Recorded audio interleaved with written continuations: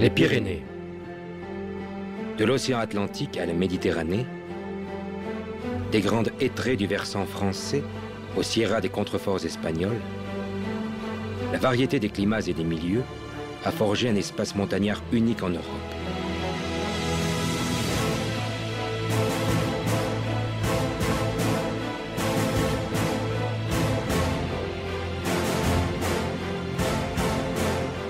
Les Pyrénées sont riches d'une diversité extraordinaire d'espèces végétales et animales qui fait la fierté de ses habitants.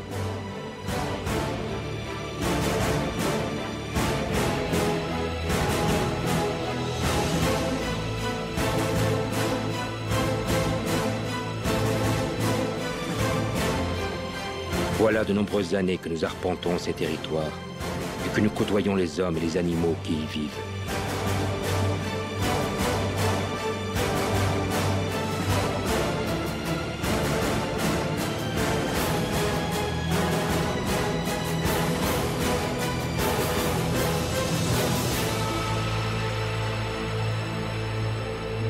Pourtant, il est un des acteurs les plus connus du bestiaire pyrénéen, qui hante la montagne, dont on parle sans cesse dans les vallées, qui alimente passions et controverses, et que nous n'avons encore jamais vu. L'ours.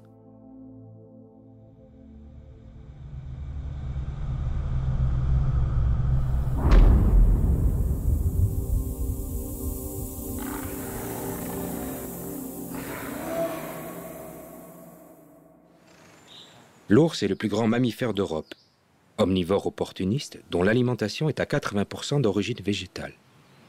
Protégé depuis 1972, il a bien failli disparaître des Pyrénées. Ses effectifs et sa zone de répartition se réduisent petit à petit, pour ne plus compter que 5 à 7 individus dans le Béarn, au milieu des années 90. Le renforcement de sa population à partir d'ours en provenance de Slovénie en 1996 et 2006 a permis d'enrayer ce déclin. On compte en 2010 une vingtaine d'ours répartis en 3 noyaux distincts sur l'ensemble du massif.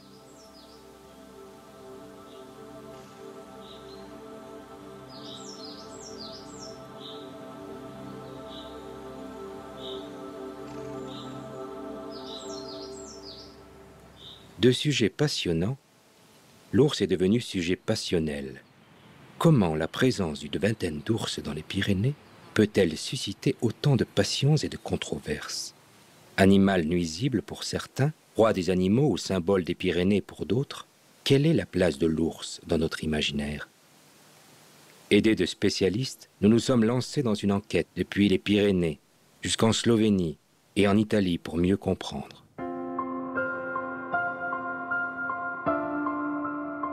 Au cours de l'été 2009, nous avons eu l'occasion de sillonner les Pyrénées à la rencontre de ces populations. Dans le cadre du programme Parole d'ours, nous avons enquêté auprès de plus de 2000 personnes. Ah, c'est un bel animal. Non, moi je vous le dis, je l'ai croisé, quoi. Les traces étaient toutes fraîches dans la neige au col de l'Os Capac. L'ours, il a sa place. Moi, apparemment, je ne suis pas pour l'ours. Les questions autour de l'usage du milieu entre l'ours et les différentes activités humaines est au cœur des préoccupations. Parmi celles-ci, l'une des raisons premières du refus de la présence de l'ours est en partie liée aux prédations sur les troupeaux domestiques. Pour quelle raison? Non, parce qu'il y a des brebis moutons qui sont au travail.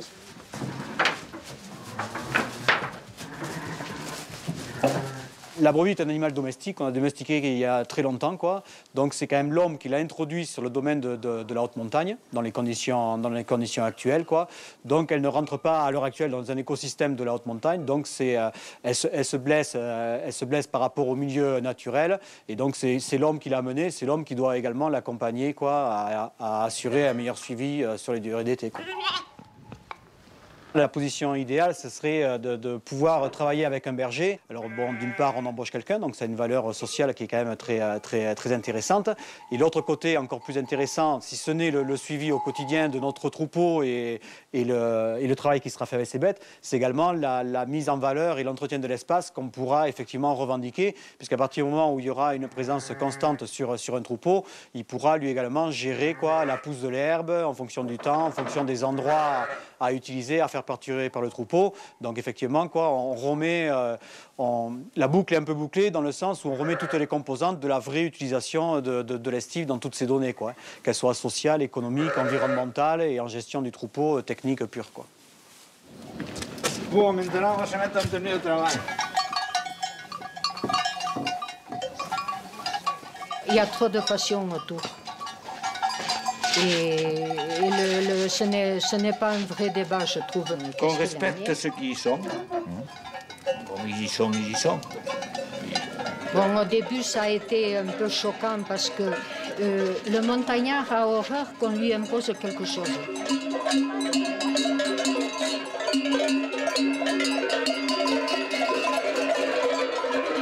C'est vrai que l'ours, on l'a un peu trop banalisé. Sinon, il fait partie de notre patrimoine.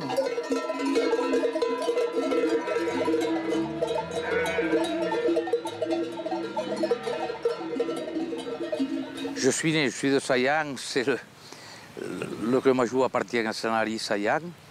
Donc on reste dans notre... chez nous, quoi. Bon, finalement, c'est chez nous. C'est des terrains qui ne m'appartiennent pas, mais qui appartiennent à la commune, quoi. À l'époque même de mes parents, il y avait beaucoup de bergers, il y avait des bergers dans tous les coins. Mais avec 200 moutons chacun. Et un type gagnait sa vie avec 200 moutons. Bon, c'était un autre mode de vie, mais... Est-ce qu'ils n'étaient pas plus heureux? Et c'est quelque chose, je pense, de vivre tranquille. Moi, je vois quand je suis là-haut, tu sais rien, t'es bien, quoi.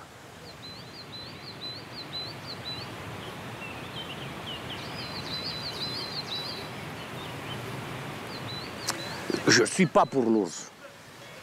Qu'il y ait des ours qui restent tranquilles, je m'en fous.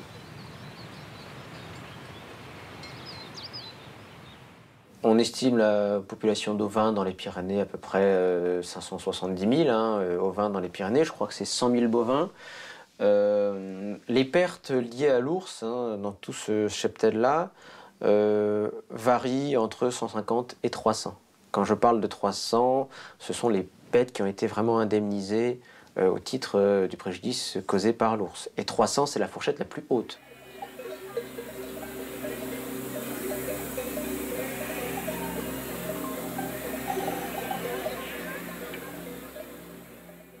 Lorsque j'ai fait une première longue période de terrain dans les montagnes, je me suis rendu compte que très souvent, il y avait un acteur du territoire dont on ne parlait jamais, qui était un acteur qui pourtant faisait énormément de dégâts, mais autour duquel il y avait un silence qui était vraiment visiblement volontairement maintenu.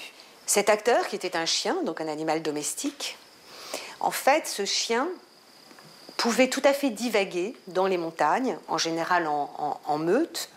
L'ours aussi, peut-être qu'il porte des fois des responsabilités. Parce qu'un chien peut faire autant de dégâts qu'un ours. Mais seulement si c'est un chien... Je crois que le silence autour de ces chiens divagants, ou plutôt de leur prédation, est là à voir avec le fait que ça illustre clairement un échec de la domestication humaine. Donc on n'est jamais très très fier d'avoir un chien qui est censé être un auxiliaire de l'homme et qui peut tout d'un coup se retourner et devenir un ennemi de l'homme. Alors qu'on voit bien que l'ours, lui, on sait que c'est un animal qui est potentiellement dangereux pour les troupeaux, puisque le sauvage est quelque chose qui ne se prévoit pas. On peut penser effectivement qu'une population ursine sur le massif ne peut pas remettre en cause à elle seule l'avenir de l'agriculture de haute montagne et même l'agriculture telle qu'elle est présente aujourd'hui dans nos vallées. À mon avis, non. Moi, ça ne peut pas aller ensemble. Maintenant, bon, comme je vous dis, avec les jeunes bergers, peut-être que oui, ils vont dire oui. Bon. Ils n'ont peut-être pas tort, hein. Ça ne veut pas dire que j'ai raison, moi non plus, de ne pas les vouloir. Mais moi, non, moi, j'en veux pas. J'en veux pas parce que... La perte des brebis liée à l'ours et la contrainte supplémentaire que cela représente ne peuvent expliquer à elles seules l'opposition à la présence du plantigrade. Il y a donc d'autres enjeux. une des raisons de l'opposition à l'ours relève de la part des éleveurs d'une opposition plus générale au multi-usage. C'est-à-dire que les éleveurs se voient comme les seuls usagers légitimes de la montagne. Avec la déprise agricole et l'attrait touristique du massif, les Pyrénées ont vu s'installer des populations néo-rurales, résidentes principales ou secondaires. La part de l'économie pastorale tend à diminuer d'année en année, au profit de celle des services et du tourisme. Vous avez vu l'ours? Je ne l'ai jamais vu. Ça fait j'ai jamais vu l'ours. Je connais un homme qui l'a vu. Face à face, il était derrière un buisson. Mais les mecs, ils sont prêts à payer pour aller voir une crotte d'ours, un truc, ils sont prêts à payer. Donc ça fait des guides de montagne, ça fait des guides de randonnée, ça fait des mecs comme moi qui vivent de la restauration, ça fait de l'hôtellerie, ça fait des médecins, des mécanos, ça fait tout. En ce qui concerne les loisirs, les enjeux du partage de l'espace avec l'ours se jouent essentiellement sur les activités de pleine nature, telles que la randonnée, la pêche et la chasse.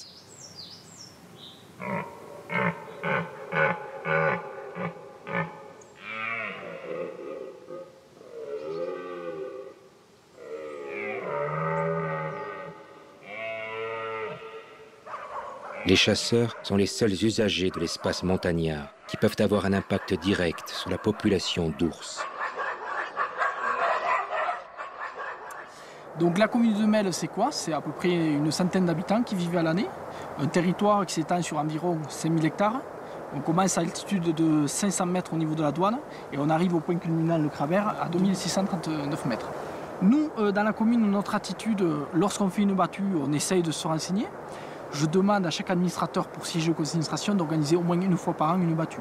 Tout simplement parce que lorsque l'on veut diriger quelque chose, la meilleure façon de le faire, de le savoir, c'est de le faire. Donc certains présidents de directeurs de battue appellent pour savoir la présence de l'ours. Si jamais on a avéré qu'il y a une présence forte, on a 5000 hectares, donc on est capable de déplacer la battue. Mais l'activité principale, c'est la chasse. L'ours vient en complicité et ne doit en aucun cas nuire à notre activité.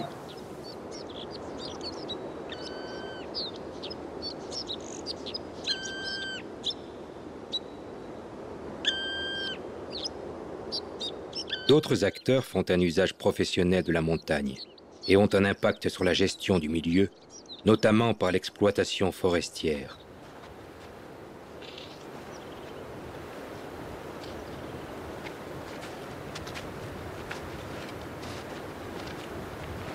La mission que l'État a confiée à l'Office des forêts, c'est donc de gérer la forêt publique française, qui est donc les forêts domaniales, forêts communales, et d'assurer le renouvellement des forêts.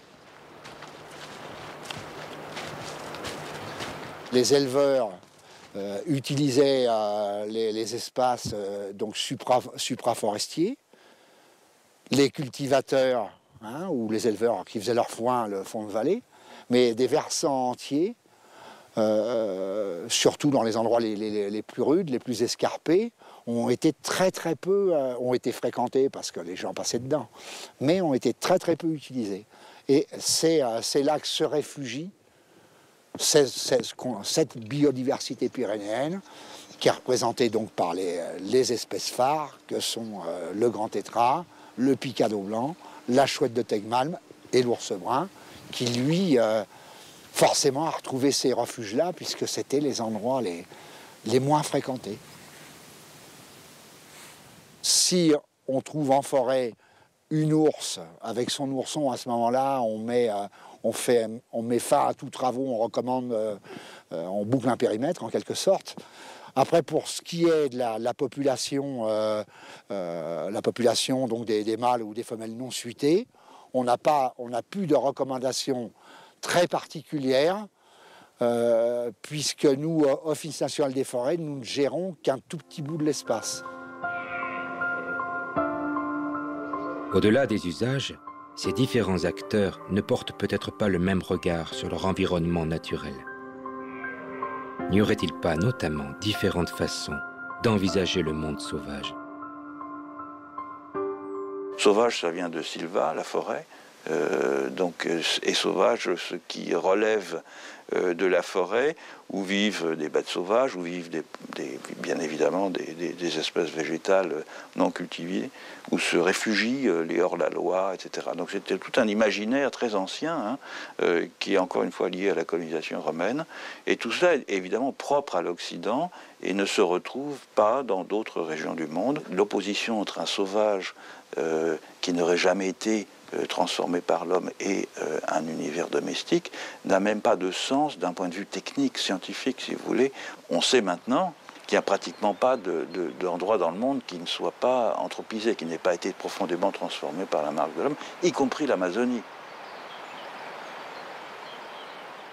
On se rend compte que dans une représentation traditionnelle du sauvage, on a surtout affaire à un couple d'opposition qui se construit autour de utile, pas utile, utile, nuisible. Donc ce qui me sert, c'est le domestique. Ce que je vais domestiquer, c'est ce qui va me servir, ce qui va m'être utile. Ce qui est sauvage, c'est par définition ce qui ne m'est pas utile, ou alors ce que je vais capturer, tuer, pour pouvoir me nourrir. Dans cette histoire de la nature en Europe, il y a une période qui a constitué une rupture. C'est le 19e siècle, en ce sens que l'industrialisation croissante a fait prendre conscience aux élites, notamment aux élites urbaines, d'une transformation d'un environnement complètement façonné, encore une fois, auquel elles étaient habituées.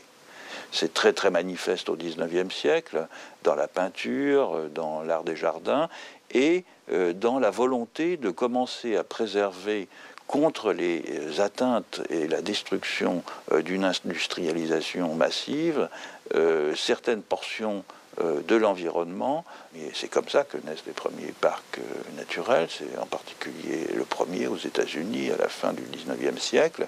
Et c'est le modèle, si vous voulez, d'une nature vierge. On voit apparaître une autre forme de sauvage, une autre culture de sauvage, qui est un sauvage qu'on va commencer à gérer, à marquer, qu'on va pister, qu'on va étudier, auquel on va attribuer des parrains, des marraines, comme ça a été le cas des ours des Pyrénées. Et donc, ce sauvage, on le singularise, on en fait un individu très anthropomorphisé, on en parle en tant que personne, un sujet. Et donc, ce sauvage, maintenant, voit toute une cohorte de scientifiques qui s'en occupent, qui vont le pister, qui vont chercher ses crottes, ses poils, qui le traquent et qui essaient d'avoir énormément d'informations sur lui.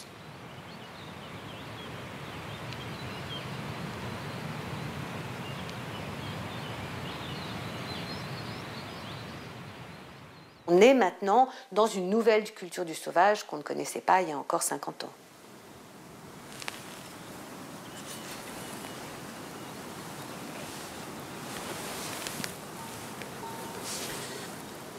La présence de l'ours, quand on est dans une forêt qui est fréquentée par l'ours, on ne peut pas s'empêcher d'y penser. Et ça met un peu de piment. Si on a l'occasion dans les Pyrénées de croiser une trace d'ours, et des fois on a même la chance de croiser une trace d'ours qui croise elle-même une trace de grand tétras, ça c'est les vraies Pyrénées.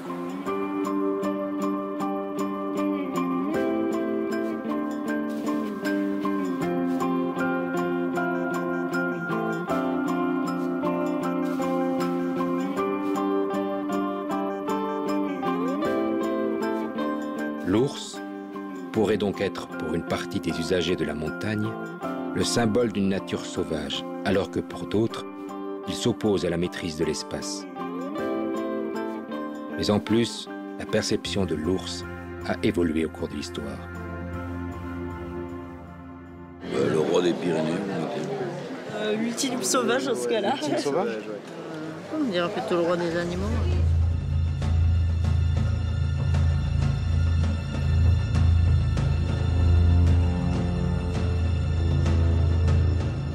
Il se trouve que le culte de l'ours était le plus prégnant au Moyen-Âge, bien avant le lion. Donc, ça a gêné l'Église, ça. Et alors, il y avait plusieurs façons de lutter. En le chassant, en l'exterminant, ou alors en le réduisant à un rôle pitoyable de la bête qu'on montre, qu'on exhibe, qui fait rire, dont le public se gosse. Dans le temps, il est passé dans les écoles même, l'ours. Mais le vrai ours? En laisse, le vrai. J'étonne toujours les gens qui ne me connaissent pas en disant que j'ai eu un grand-père et un grand-oncle qui montraient l'ours. Ils partaient à pied avec l'ours, à deux, de village en village, et jusqu'à Bordeaux, ou plus haut, jusqu'à Liverpool, jusqu'en Angleterre. Et que de là, ils étaient partis en Amérique. Le rapport homme-bête dans la montre de l'ours est extraordinaire. Ils vivaient l'un de l'autre, l'un par l'autre. Après tout, faut-il être tellement fier d'avoir réduit ce bel animal qui est si beau dans la nature, qui est si fort, si puissant, qui est à un état de marionnette un peu ridicule, oui. À la même période, d'autres hommes parcourent la montagne pour se confronter à l'ours. Mais d'une autre façon. C'est la dernière époque de la chasse à l'ours dans les Pyrénées. Cet ours est représenté comme un ennemi honorable, louable. Quand on part à la chasse à l'ours, on part pour un corps à corps. Un chasseur que tue l'ours, c'est un alpiniste qui a gravi l'Himalaya, quoi. Hein. Alors maintenant, c'est un peu plus calme parce qu'on en parle un petit peu moins. Mais tant que la chasse à l'ours n'était pas trop secrète, si on peut dire, c'était quelque chose de très très important. D'autant plus qu'il y avait une réalité, c'est-à-dire qu'avec les pétoires de dans le temps, pour péter un ours, il fallait en avoir. Hein. Donc il n'est pas du tout question de tuer un nuisible, il n'est pas question de tuer un animal bon à abattre, mais au contraire de tuer un animal. Et cette mise à mort va donner un statut particulièrement prestigieux aux chasseurs. Donc en Pyrénées, effectivement, je veux dire, les tueries d'ours étaient des tueries dont les chasseurs pouvaient effectivement retirer beaucoup de glorioles.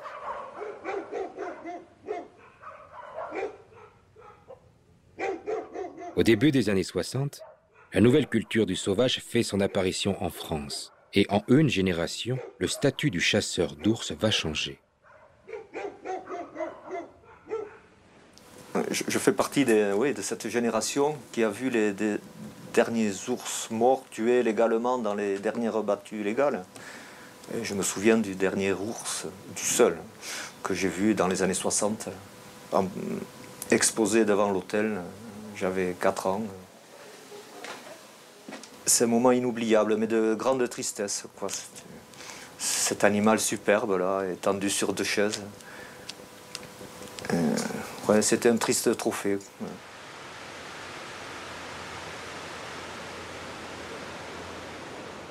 Et après, tu as plein de témoignages de bergers comme ça, quand ils te disent, voilà, mais c'était infernal, là, quand on était à Pan, là, on était 5 bergers, on était obligés de se relayer autour du feu toute la nuit, mais ils nous baisaient toujours la gueule. Il nous baissait toujours la gueule. Ça veut dire qu'il était plus intelligent que nous. Hein? Et dans une société agricole, rurale, forestière, donc il y a tout un tas de bestiaux autour d'eux, effectivement, l'ours, il a une place à part. Alors il a une place à part parce qu'il est très intelligent, donc il fait objectivement des choses que d'autres animaux, un chien ou autre, ne va pas faire. Donc quelqu'un qui fait des choses plus intelligentes que les autres animaux, ben, c'est pas un animal, ça peut être qu'un homme déguisé ou un homme transformé, etc., comme dans tous les mythes. Et ça, je crois que ça a été très fort, cette idée que l'ours, il était plus intelligent que nous, ou aussi intelligent que nous, ou c'était un homme.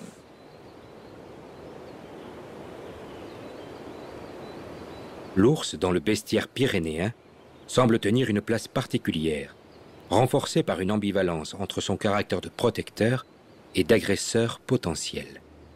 On a également de façon plus contemporaine, cette fois, des constructions de figures de l'ours qu'on voit apparaître, qui sont soit du côté de l'ours un teddy-bear, un animal protecteur des enfants, hein, où effectivement on donne des nounours aux enfants pour en général leur faire passer la peur du loup. À l'époque où se promenaient des montreurs d'ours dans les villages, on n'hésitait pas à faire monter sur le dos de l'ours ou des gens qui avaient des maladies de peau, ou des gens qui avaient des crises d'épilepsie, ou des gens qui avaient peur du loup. Et on disait qu'effectivement, monter sur le dos de l'ours faisait passer la peur du loup. Donc ça a toujours été un animal représenté comme une figure de protection contre un plus nuisible, un plus dangereux que l'ours. Il faut se méfier. Faut se méfier. Dangereux. Oui. Un ours, il peut être dangereux. Il peut être dangereux. Moi, je suis tout à fait en haut du camping, à la lisière du bois. Et là, on n'est pas du tout sécurisé, on n'a même pas un grillage ou un barbelé. Alors là, je vous dis honnêtement, l'hiver, nous, on crève de frousse. Les ours dans les Pyrénées ne sont pas dangereux pour les hommes, hein. Il y a eu parfois quelques accidents de chasse très rares, surtout au 19e siècle, mais dans l'ensemble, dans les Pyrénées, je ne parle pas dans le monde, dans les Pyrénées, c'est un animal qui n'a pas causé beaucoup d'accidents ou de morts envers des humains. Ce qui n'est pas le cas des sangliers, des cervidés, qui tous les ans tuent plusieurs dizaines de personnes. L'ours est parfois le roi des animaux, l'animal diabolique à ridiculiser, ou encore l'alter ego de l'homme, son protecteur ou son agresseur. Toutes ces images se retrouvent dans un événement traditionnel annuel aux confins des Pyrénées-Orientales, la fête de l'ours.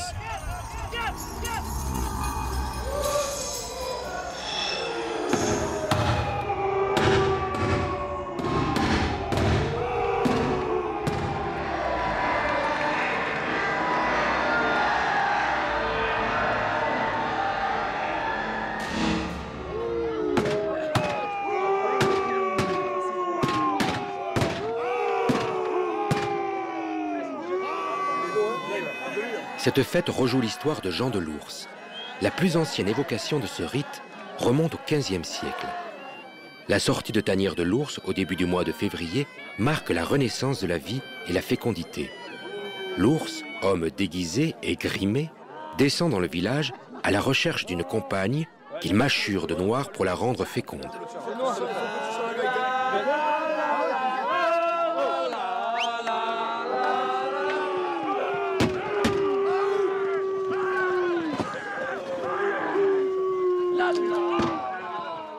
Ça représente de faire perdurer la tradition dans le village. Aussi, ça représente une certaine fierté à représenter le village. Et puis, bon, ici, là, de faire participer tout le monde, d'être là tous à la fête. Et mes copains se foutent de moi, mais bon.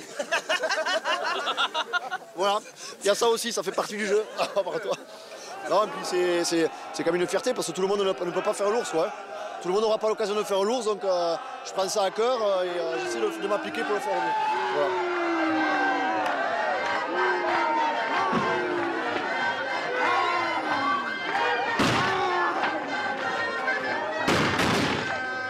C'est-à-dire c'est quelque chose qui est ancré en nous, hein, ça, le carnaval, c'est plus important que tout. Hein. Plus important que mon anniversaire, plus important que le 14 juillet. Pour nous, c'est la fête nationale du village, en fait. Quoi. S'il n'y aurait plus ça, on a tout perdu. Quoi. Il faut que ça continue à durer, il faut que dans 100 ans, on dise il y a eu l'ours à Prat. Voilà, c'est quelque chose qui est ancré en nous, dans notre cœur, et il faut que ça dure le plus longtemps possible. Quoi.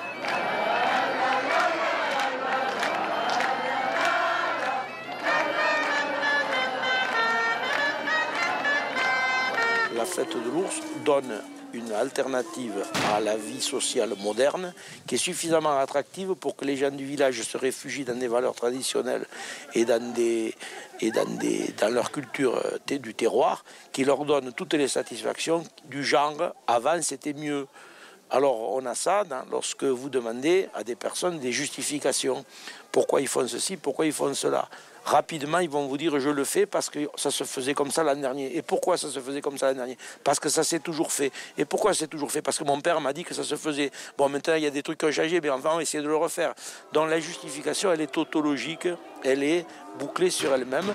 Et donc, ça veut dire que devant les inconnus difficultés de la modernité, de la vie moderne en général, on a une valeur culturelle refuge locale qui est très forte et qui permet de se ressourcer et de rentrer en harmonie avec ceux qui a fait la vie de l'histoire locale depuis des années. Et c'est ce sentiment d'appartenance et de tradition qui prend le dessus sur le reste. Comme l'ours est un excellent support, ça se fait autour de l'ours, ça pourrait se faire sur d'autres thèmes, mais peut-être avec moins de force. Les traditions, c'est les traditions. Il ne faut pas perdre les traditions. Voilà. Après, de remettre des ours aussi, c'est autre chose. Hein. C'est vrai qu'à l'actualité, aujourd'hui, on parle beaucoup de la réintroduction de l'ours dans les Pyrénées, mais c'est vrai que bon, nous, ici, l'ours, il n'y en a plus, il n'y a plus d'ours, malheureusement. Ou heureusement, moi je suis agriculteur, donc ça ne me gêne pas qu'il n'y en ait plus, mais c'est vrai que c'est deux choses complètement différentes. Quoi. Enfin, c'est pas pour rien si c'est là, c'est parce que l'ours, c'est l'emblème des Pyrénées, et si l'ours venait à disparaître, bien sûr que la fête, elle serait toujours là, mais elle n'aurait plus le même sens, ça c'est certain. C'est certain.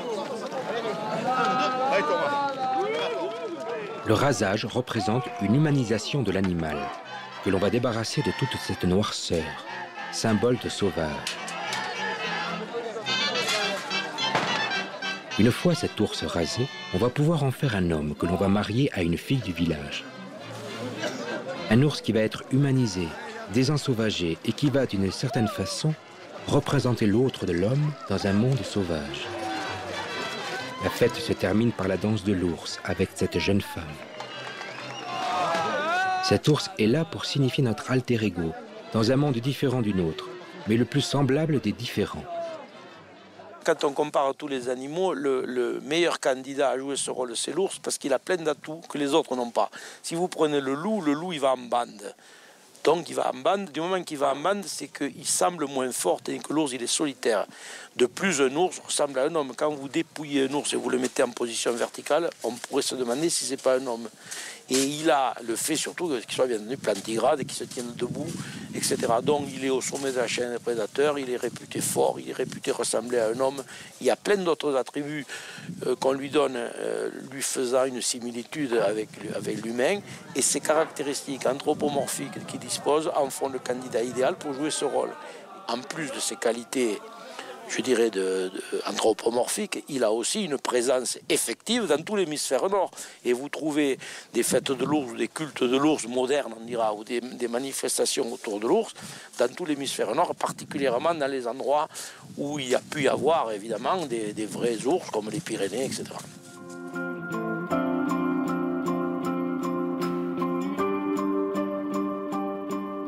Dans les Pyrénées, le partage du territoire, les différents regards portés par les acteurs sur un même environnement, les figures multiples de l'ours à travers l'histoire et dans la société, viennent éclairer les divers points de vue.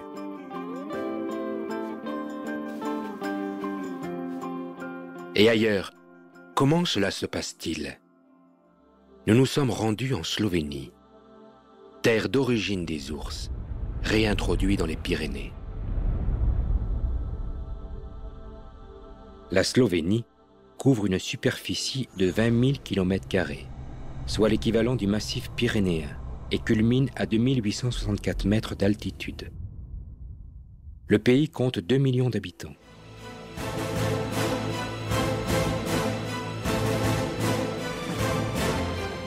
La population d'ours, estimée entre 450 à 500 individus, occupe les 2/3 du territoire.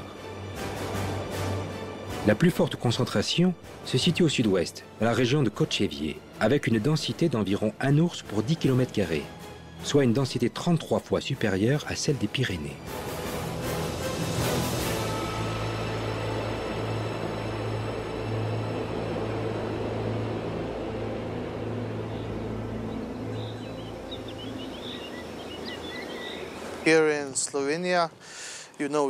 Ici en Slovénie, nous avons des ours et d'autres prédateurs. Sur notre ferme, nous possédons 40 chèvres, 10 cochons, 4 chevaux et 10 vaches.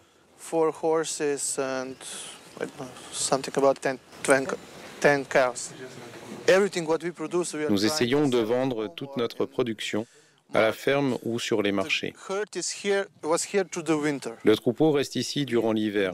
Après, nous montons tous les animaux dans les montagnes et là, nous avons plus de problèmes d'attaque. J'ai eu une prédation d'ours Il y a 5 ans de cela, je n'avais pas de chien de protection à l'époque.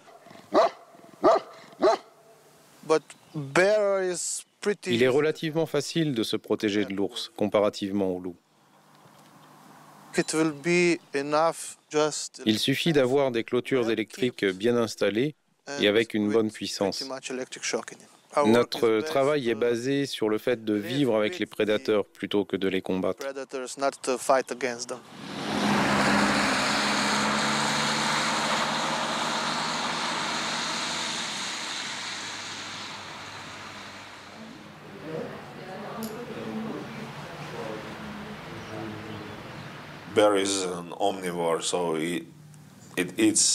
L'ours est un omnivore, donc il mange de tout, mais c'est aussi une espèce opportuniste. Il mange donc ce qu'il peut trouver.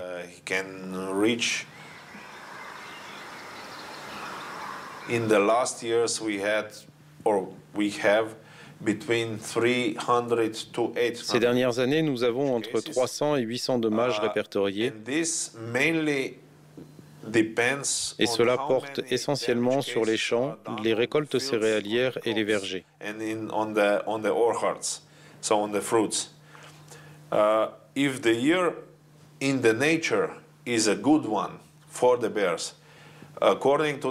Si la saison de fructification des arbres forestiers comme le hêtre, le châtaignier et le chêne est bonne, l'ours ne créera pas beaucoup de dommages sur les champs de maïs, les vergers ou les potagers.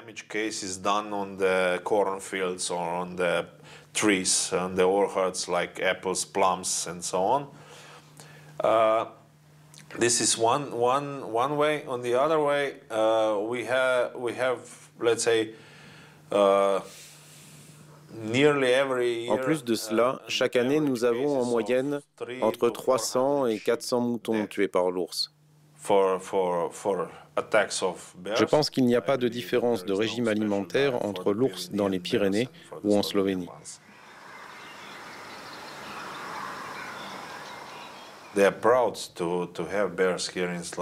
Les gens sont fiers d'avoir des ours ici en Slovénie. Ce n'est pas seulement un patrimoine naturel, c'est aussi un patrimoine culturel.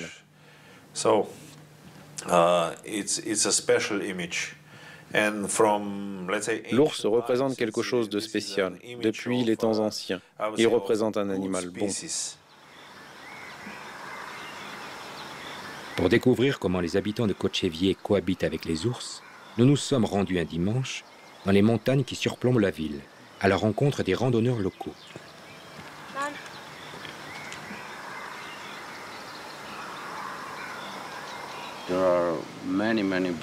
Il y a beaucoup d'ours par ici. Mon père était forestier, donc la forêt et la nature me sont assez familiers. Je vais en forêt 2 fois par semaine depuis près de 45 ans et je n'ai vu que 2 fois des ours dans toute ma vie.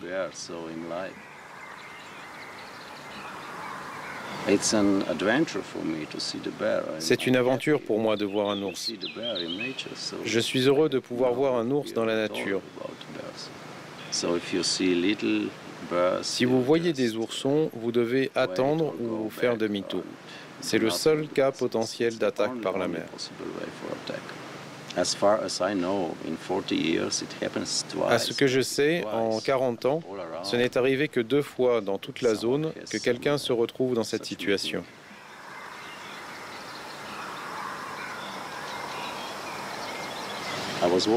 Je viens de marcher durant 1 heure à travers la forêt.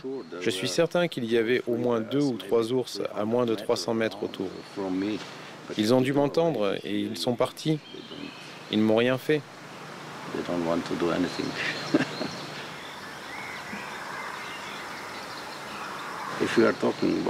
Si on parle de cette histoire des ours avec les Français, les 5 ours réintroduits, on en a entendu parler bien sûr à la télévision. Eh bien, on ne parvient pas à croire à cette peur, à ce que les gens pensent à propos des ours. Pourtant, c'est la nature.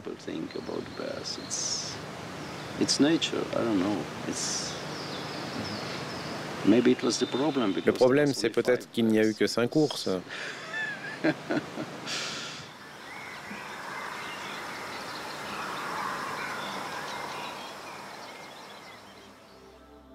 Dans la région de Kočevje, où l'ours est présent, il est une figure patrimoniale et il semble être intégré à la vie des Slovènes.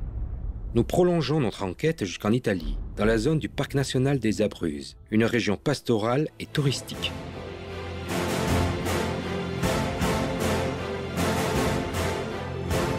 Situé à 150 km de Rome, le parc national des Abruzzes s'étend sur 100 000 hectares, soit l'équivalent d'environ 4 cantons pyrénéens. Il abrite une population d'une 50aine d'ours et de nombreux grands mammifères tels que le cerf, le sanglier et le loup. C'est un paysage de moyenne montagne, alternant estive et grande hêtrée. Le siège du parc, ainsi qu'une station de ski, sont situés dans le village de Pescaceroli.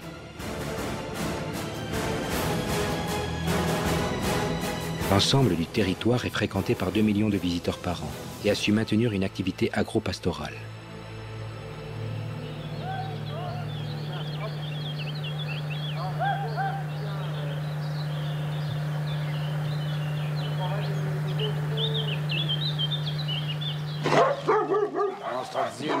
Dans notre ferme, nous avons à peu près 1500 moutons, 70 chèvres et quelques vaches.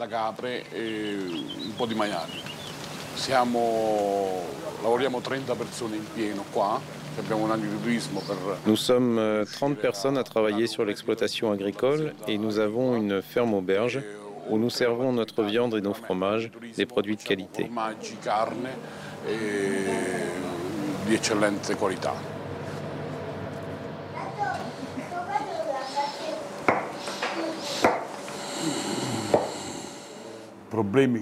Les problèmes qui peuvent subvenir, c'est d'être attaqué par des animaux sauvages. Mais comme chez nous, depuis toujours, la nature est bien faite. Il y a la chèvre, l'animal sauvage et le chien.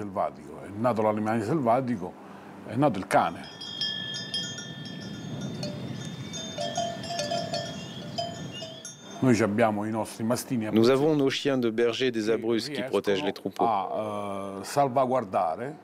Tous les jours, la possibilité de rencontrer l'ours existe, mais je n'ai pas peur. Pourquoi avoir peur? L'ours marsicain n'est pas un animal agressif. D'aussi loin que je me souvienne, on n'a jamais entendu dire qu'un ours avait attaqué un homme ou tué un homme, ou qu'il l'ait agressé, du moins chez nous.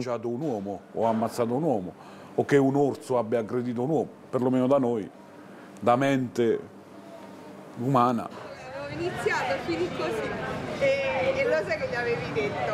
Che tu eri laureata in filosofia. Da noi più che altro qualche commerciante, qualche produttore di dolci. Nous avons des commerçants qui, grâce à l'ours et au parc national, réussissent à commercialiser leurs produits avec l'étiquette du parc et de l'ours. Il y a notamment un pâtissier qui a une spécialité qui s'appelle le pain de l'ours.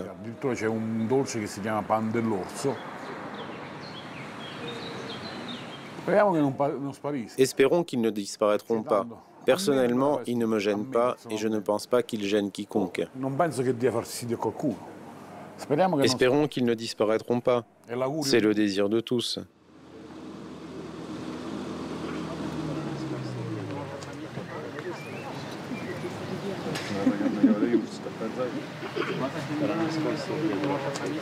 Quella macchia, quella cosa più chiara.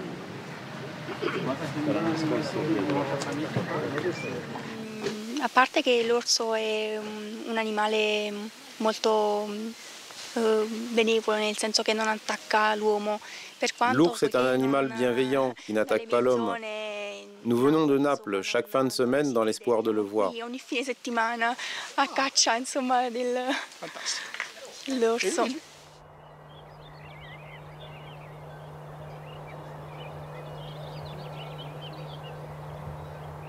L'orso è la natura incontaminata.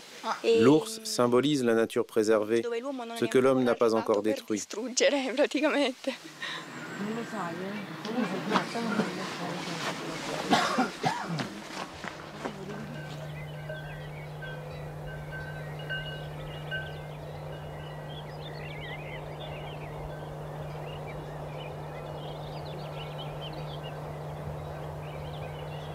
tutti. Era un animale molto potente, ma sempre molto misterioso. C'est un animal très puissant, mais toujours mystérieux. L'ours est aussi très solitaire. Il y avait donc de nombreuses histoires, comme les bergers qui racontaient qu'ils l'avaient vu, ou encore les bûcherons aussi le rencontraient souvent. Mais ce n'était pas aussi simple de le voir, même pour ceux nés ici. Il y a donc toujours eu des légendes autour de l'ours. Ils sont si rares que ce n'est pas facile de les voir. Per esempio è una cosa molto curiosa, ma qui non sono mai nati movimenti contro l'orso. Une chose curieuse, ici, aucun mouvement contre l'ours n'est jamais né. Il n'y en a jamais eu, ni par le passé, ni aujourd'hui. Si on pense au problème de l'ours dans le Trentin, de l'ours en Suisse ou en Bavière, on a l'impression qu'il s'agit d'animaux préhistoriques. Ici, il n'y a jamais eu ce phénomène. Nous avons plutôt un problème avec les loups, jamais avec les ours, même auprès de l'opinion publique et des locaux.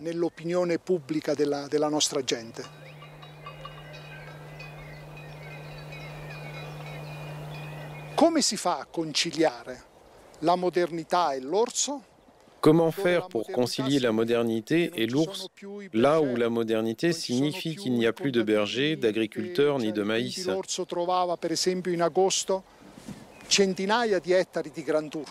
Le maïs est fondamental pour l'ours.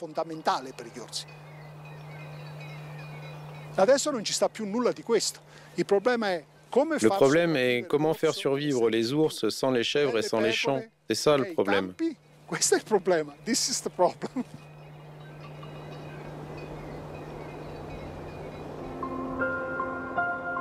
Il apparaît qu'en Europe, la présence des ours a toujours été liée à celle des hommes. L'enjeu actuel est de maintenir les liens bénéfiques entre les activités agricoles, la montagne et l'ours. Lorsqu'on peut observer l'ours facilement, les hommes projettent sur lui des images moins mystérieuses et sa présence en trouve normalisée.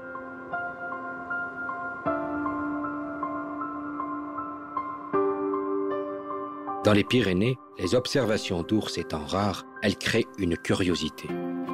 L'homme qui a vu l'ours.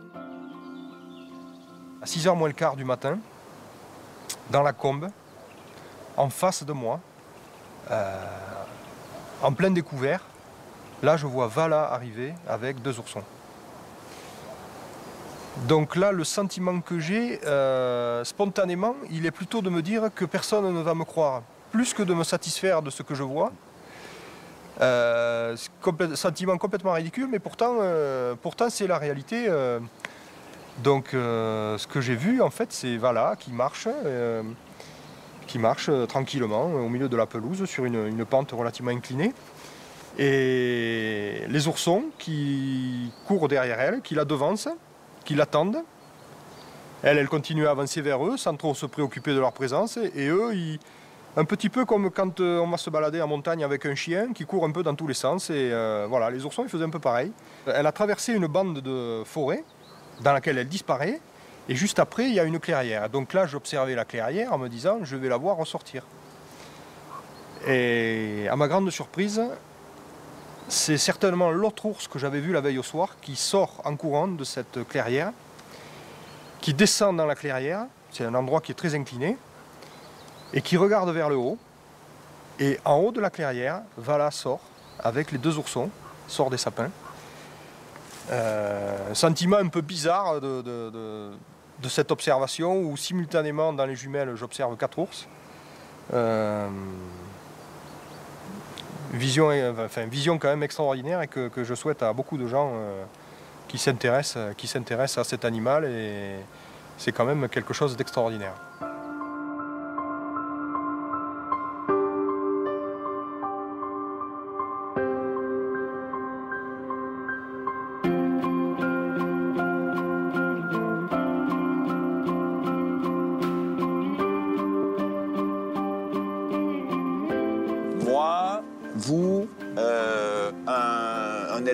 Un berger, un écolo, chacun, on est sur un empilement d'images, empilement de représentations. Et il y en a qui sont plus ou moins fortes, plus ou moins dominantes. On n'est que sur des empilements de représentations et c'est l'espèce de sauce qu'on se fait entre ces empilements qui vont donner une position ou une opinion dominante.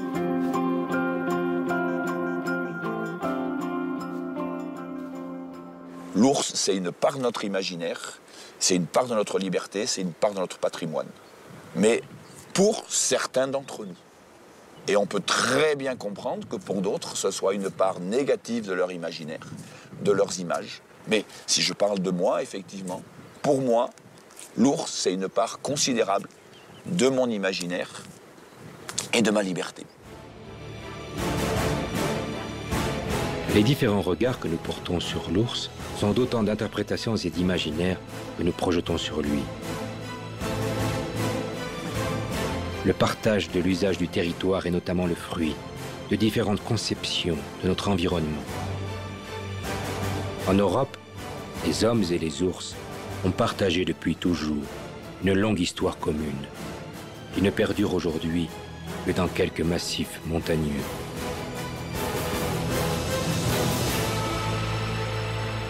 Cette histoire peut continuer. Elle dépend des hommes et non des ours.